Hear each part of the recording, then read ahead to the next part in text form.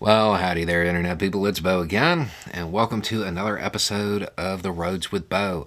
This is a Q&A. We've had a whole bunch of questions come in this week that probably would have been videos over on the main channel, but there's also a lot of breaking news, and we just don't have enough slots for all of them. So we're going to go through a bunch of them now, and I'll give you as good an answer as I can give with no preparation whatsoever. So we'll go through it. But before we do that, since y'all know about the whole incident with me being attacked by the Halloween decoration, the werewolf, I have to show you something that somebody sent. That's me. That's look at the hat. That's me as a werewolf. I found that just absolutely adorable. I would put it behind the in the background, but I feel like my daughter is going to take that, and I don't know that I'm going to be able to get it back, to be honest. Okay, so moving on to the questions. Can you give a primer on having a fact-checking discussion / education / demo at Thanksgiving? It's almost that time of year again to start that series of videos, How to Ruin Thanksgiving Dinner. Yeah, we'll definitely put out more about that. But to answer the question now, if you're asking this, there's obviously people at your Thanksgiving table that are going to need the information. You wouldn't be asking it otherwise. I would, early on, listen to something that they believe to be true, that you know isn't, and guide them through the process of fact-checking it. Don't just give them the source and say, look, you're wrong, but ask the questions. Show where a misleading narrative was created. Show what information was left out or where connections were made that are not necessarily stable connections, and just go through it slowly and let them see you do it in real time. I have videos on misinformation, on how to deal with the misinformation, how to fact check, stuff like that, just tons. There's a playlist on the main channel called Information Consumption that has a whole bunch of tips, and I think there's one on this channel that goes through a whole bunch of them all at once. But sometimes the easiest way for people to really get it is to have it done right in front of them about something that they actually believe. So just listen to them when they start talking about whatever and go through it. Okay, next question. What do you think about the false alarm of AD in northern Israel? Can you imagine how terrifying that was, only to find out it was nothing? Yeah, you're looking at that from the wrong side. But, okay, so if you missed the news, in northern Israel, a whole bunch of sensors went off saying that there were things in the air, that there was incoming stuff in the air. And it turned out to be nothing. My guess is that they were making their sensors more sensitive, and they wound up like picking up a bunch of birds or something. But there was a decent amount of time where it seemed like things were about to pop off. And yes, if you were the person looking at that screen, that would be unnerving. But I want you to picture being the group to the north of Israel and knowing that you didn't do anything and seeing all of that stuff pop up on your newsfeed. Because your side is not ready because you didn't do anything. And you know that Israel is, well, they're having a moment and they're going to respond. And I imagine it was probably more terrifying for the people who would have been blamed for it. But yeah, it turned out to be nothing so far. Except for, and there's a few YouTubers listed, leftists have just awful takes on foreign policy. Why?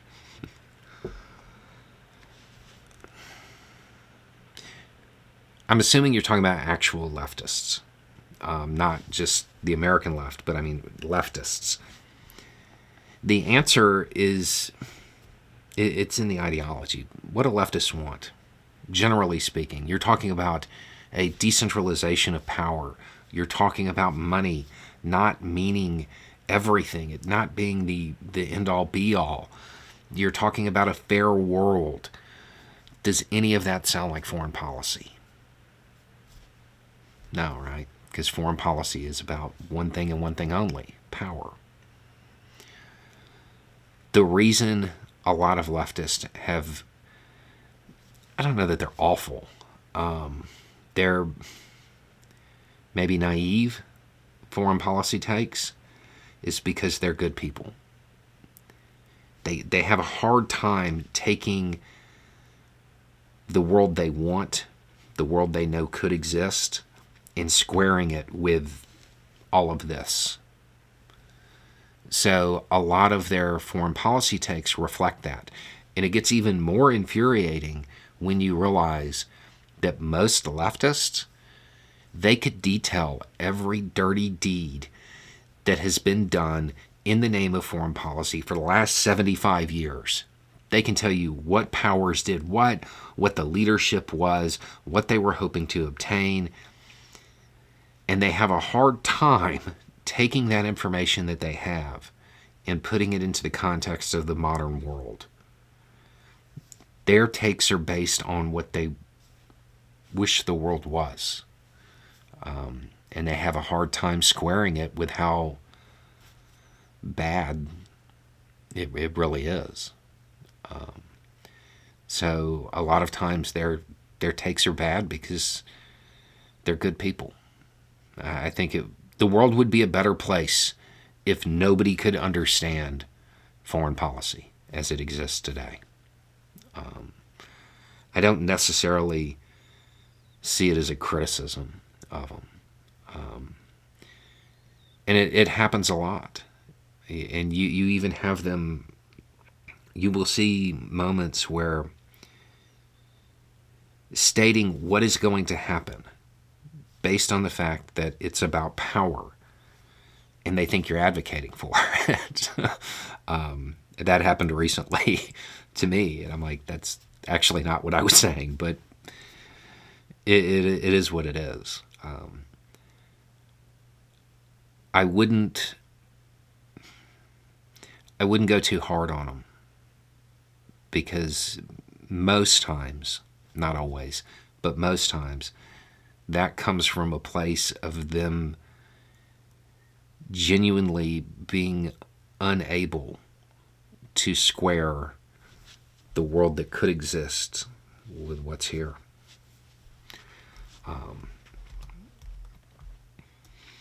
Sometimes it's just sloganeering, but a lot of times it's based on being a good person. You said they must have been planning this coordinated attack for a long time. Can you estimate how long it would take to plan an attack like that? Do we know when Biden would have told Iran he was going to allow South Korea to release Iran's money to Qatar for Americans? Months and months. At the end of it, we're going to find out those two things aren't related. In fact, the most recent intelligence says that the government in Iran was surprised by it, by what happened. Now, to be clear, my understanding is that is about the actual government. Keep in mind, Iranian intelligence doesn't always tell the government everything. So you can't rule out that Iranian intelligence had something to do with it. But it doesn't look like it was something that was sanctioned by the government, or that they really even knew that it was going to happen. So the idea that there's a link between that and the money, the more information that comes out, the further that gets from reality. you haven't done a video on how Putin is behind the recent events, because I don't know that. I don't know that. I try to only present what I know. What I know. And if I'm talking about a hunch, like in the last question, you can't rule this out. Deep down, I'm 99% sure that Iranian intelligence helped train them, okay? But that's not something I would present because I can't say that as fact. I cannot say for fact that Putin is deploying, chaos agent strategy type stuff. I can't say that. It's a possibility, but yeah, I don't have the evidence to back that up. I'm watching people I know to be good people call for the extermination of people. I never knew glass was a verb before this week. First time? If you're younger, what you're experiencing right now is what it was like in September of 2001. A whole bunch of people who you know to be good people saying things that betray the darker animal underneath.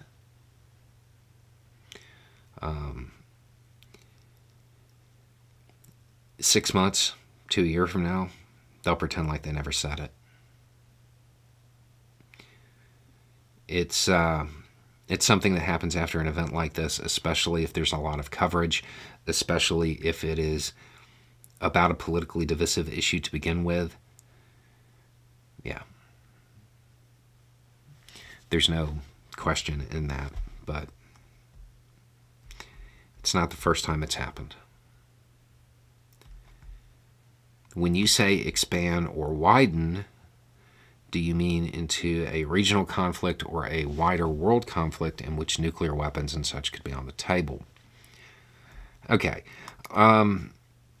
There are not a lot of scenarios in which nuclear weapons really end up on the table. When I'm talking about it widening or expanding, I'm talking about on a regional level. There are a lot of ways this could go sideways. There's a lot of potential for it to expand. In fact, the false alarm that occurred in northern Israel, I mean, it wasn't even surprising. When the news broke and everybody thought it was real, I was not surprised. This is why the U.S. moved the carrier group in as kind of a deterrent, saying, don't let it expand. But I don't know how effective that's going to be. There's a lot of ways that this can still get worse. I have been here in Israel on a work assignment since early 2021. There have certainly been some ups and downs in the security situation, but this last week has been understandably more serious. I forced myself to limit my news intake to half an hour in the morning and half an hour in the evening to keep myself sane-ish. I have noticed a lot of sensationalizing of the current situation, with the news taking any scrap of information and hypothesizing on what terrible things this may mean. It isn't helpful for anyone here who wants to be informed of the actual situation. Lately, I've just stopped looking at anything other than AP, Associated Press, for news, and I think that has helped, but are there any other sources that you would recommend I keep up with? No. I would do exactly what you're doing. I wouldn't change that. Not for the time being. It is the cost of a 24-hour-a-day news cycle. There's a lot of sensationalism. There's a lot about what if. And a lot of times they get a scrap of information and then they say, well, what about this?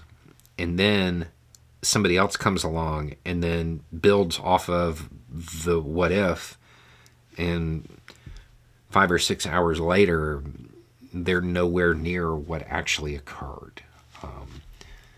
Right now, yeah, I would stick to AP for the most part, because that's not going to end anytime soon. Until there is a resolution with the captives, that's just going to keep going, and it's going to get worse, to be honest.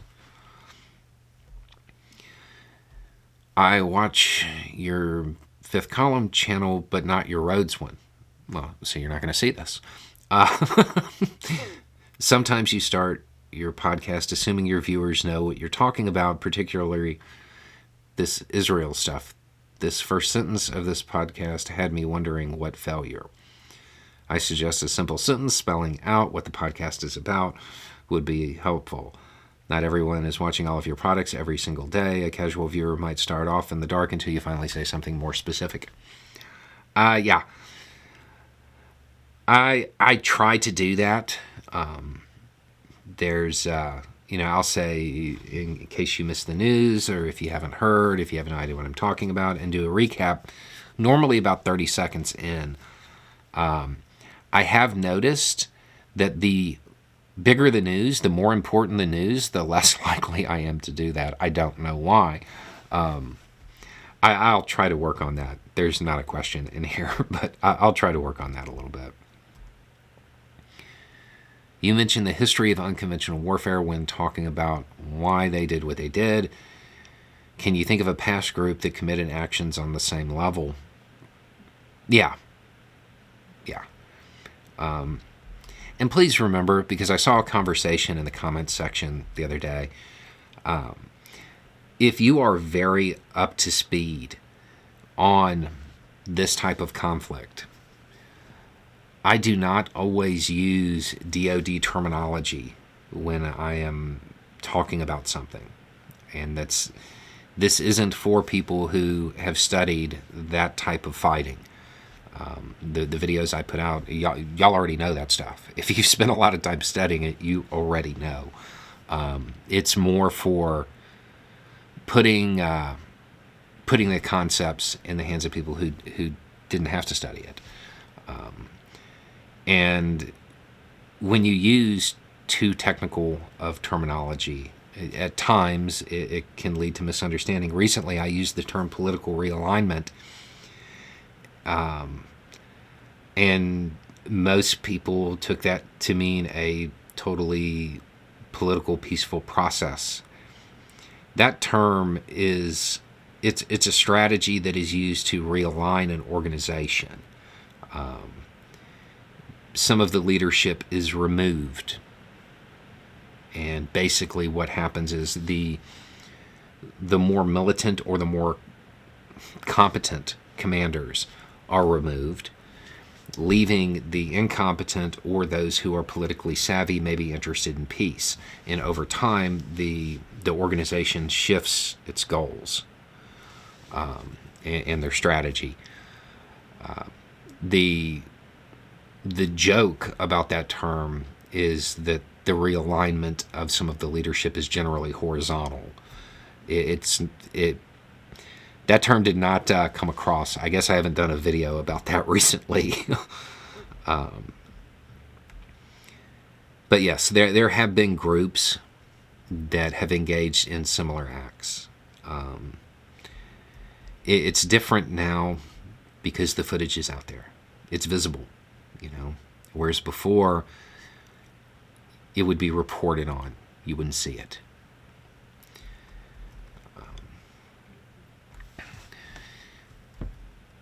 You've made your love of space well known, and I believe you've stated you believe in extraterrestrial intelligent life.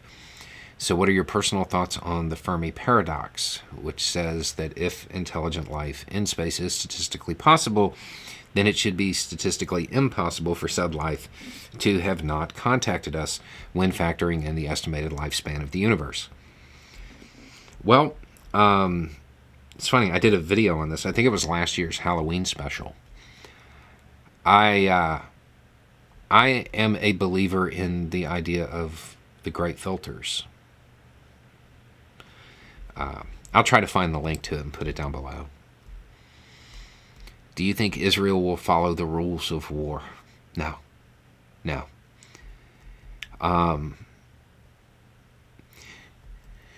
I know this is hard with this conflict. Take all history out of it for a second. Just take all history out of it for a second and understand that if Israel goes in on the ground the way they have suggested they're going to, some of the people who cleaned up are going to be some of the people who go in. I do not expect them to follow the rules. I don't see that as being likely. Is the story about the two friends real, or is it like a parable? It's real enough. It's real enough.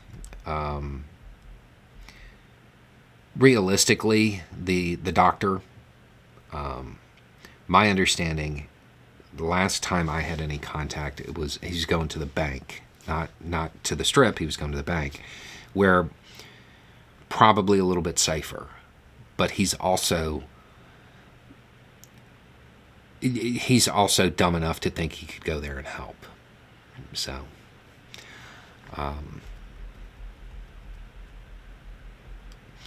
there are times when I'm telling a story where I will take poetic license or something, but they're not just made up out of whole cloth.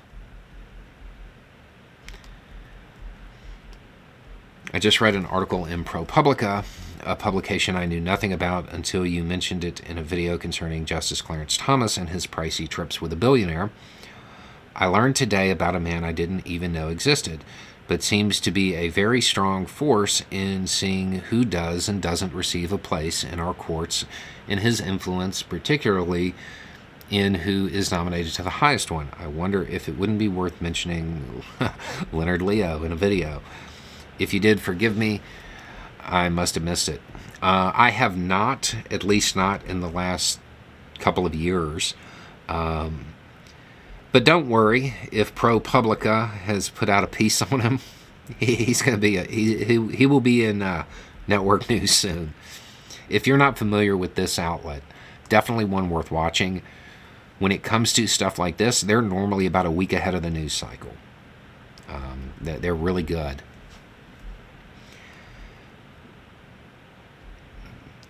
I've watched you from Perth for some time now. Today, I received a video of a distressed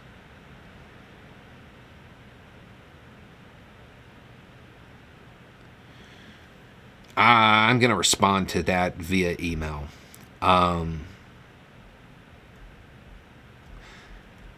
Short version, don't share footage. Don't share footage. There are a lot of bad things that are very freely available to watch. And I know right now it's like a thing, and you see it captioned on videos, don't look away. As somebody who's looked at that kind of stuff my entire life, look away. You don't need that.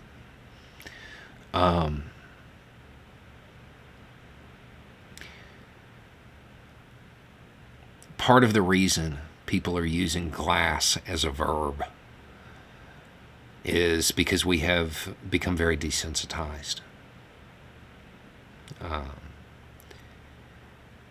A lot of the footage is not something that most people should see, and definitely don't share it. Not just are you're inadvertently helping, because their goal is to get that footage out. The other thing to keep in mind is that there are a lot of people who do not know what happened to their loved ones, and that is not how you want to find out.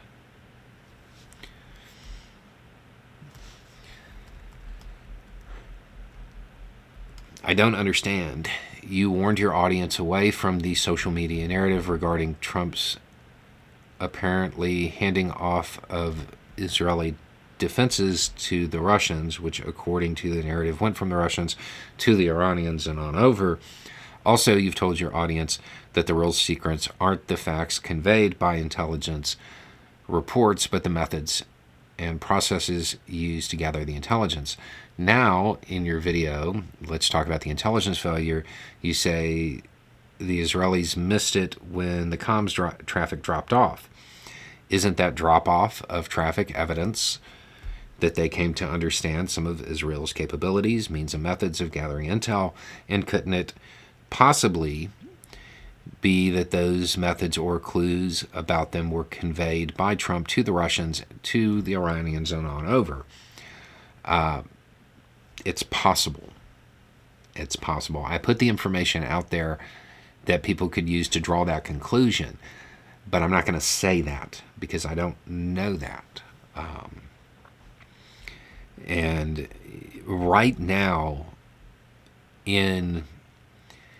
with the situation as it is incredibly important to only put out what you know, what you can confirm.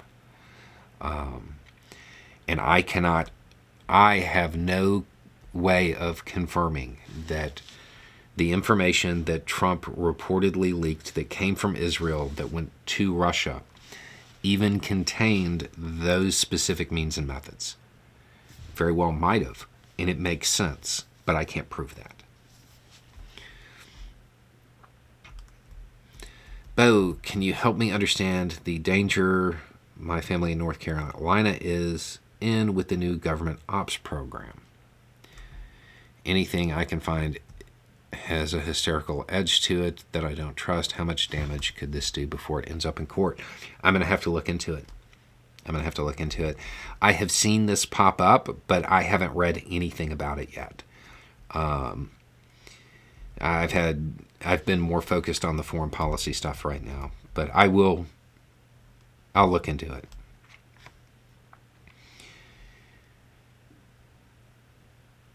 Would it be plausible to assume that Putin has indirectly asked for this to distract NATO? Is it more likely unrelated to the Ukraine war or because of... Okay. Is it plausible to assume that Putin wanted this, influenced, maybe even asked for it?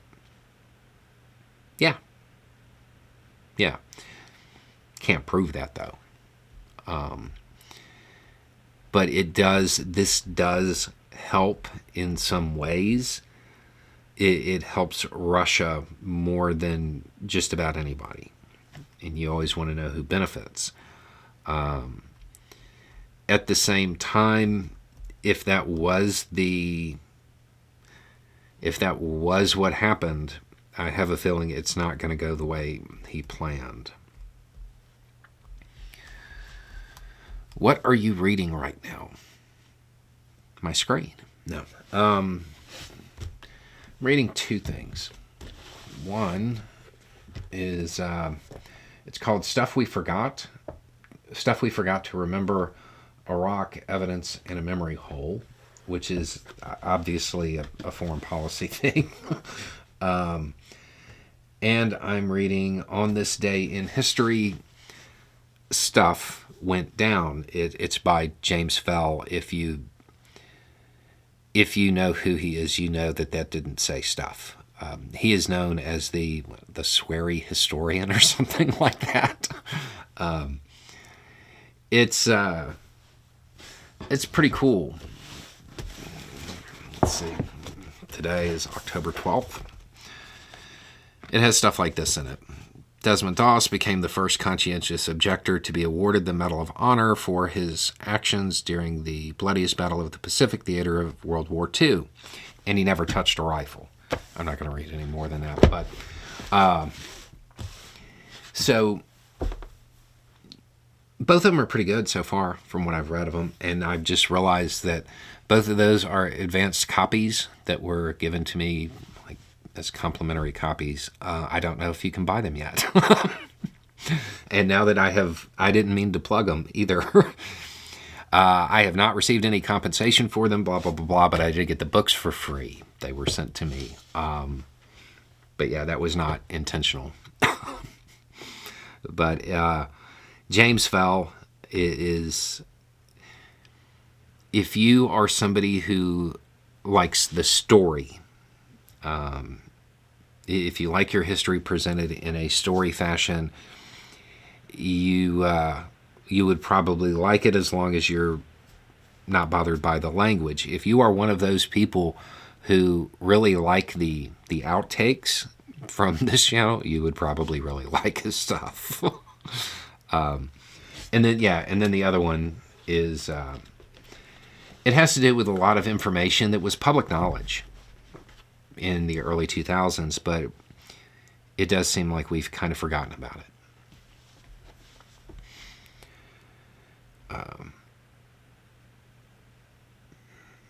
I have a Republican girlfriend. Whenever politics comes up, it's because she sends me a meme about Biden giving money away to Ukraine or whatever. I don't know if you... Skipping over that part, there's personal details there. Oftentimes the articles I find she is referring to are conspiratorial, and they force me to play defense and justify why I believe in the criminal justice system and don't come to conclusions until trial with a jury, or why I support Ukraine. Whenever politics comes up, I carefully use Republican sources, Trump's Attorney General, Trump's testimony, Trumpy House Republicans, Trump's FBI director, so on and so forth. Yet still the conversations always end up dropping with no conclusions, and no one is meeting each other halfway.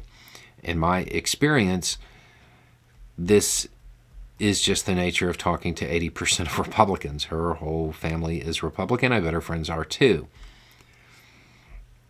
Is there ever going to be a time when discussing politics isn't so alienating between us?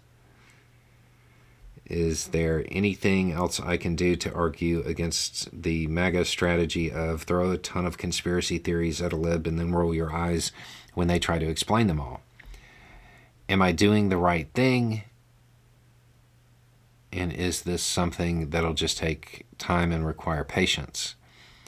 I take pride in having a relationship across the aisle. Disagreement is what this country was founded on. But sometimes I don't feel like we disagree. I feel like we don't respect each other's opinions, which is different.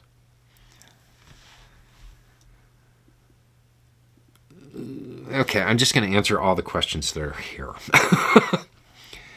Is there ever going to be a time when discussing politics isn't so alienating between us? I don't know. Is there anything else I can do? Yeah. You go on the defensive. Why? They're conspiratorial? Ask her where the evidence is. If something is presented without evidence, it can be dismissed without evidence. Sometimes, with some people, it is useful to do that, because when they try to find the evidence, they realize it's not true. There's a lot more I want to say here, but those were not the questions asked, so I'm going to move along. Do you have any tattoos? If so, what, where, and what are they? Do you have any tattoos? Yes. Where and what are they? No. Yeah, I do have tattoos. They are not visible. And I'm going to leave that at that. Just a quick question.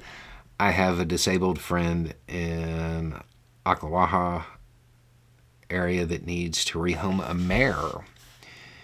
If you know of a local trusted source that does rescue, I can provide her with details and contact information. I'm up here in a different place, so I'm not sure what's available. I would look at places in Ocala. We don't have any space. We do not have any space at the moment for an additional horse. But I would look at the area around Ocala. I feel like somebody else just asked me a very similar question, or maybe it was you. But yeah, I would look there and find out a little bit about the mare. Find out how merry the mare is. You know, that would help. If there was the more information I had with that, the more I would be able to say, oh, this person might come get them, and find a good home for them. But other than that, Ocala's probably your best bet. There's probably some kind of network there that does this. There's a very large horse community there. Okay, and that's it. Those are all of the questions. And I hope that helped. For the person I told I would respond via email, I will do that in the next day or so. Just,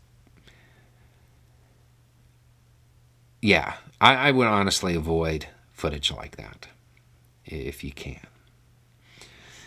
So that's everything, and I guess that's it. Anyway, it's just a thought. Y'all have a good night.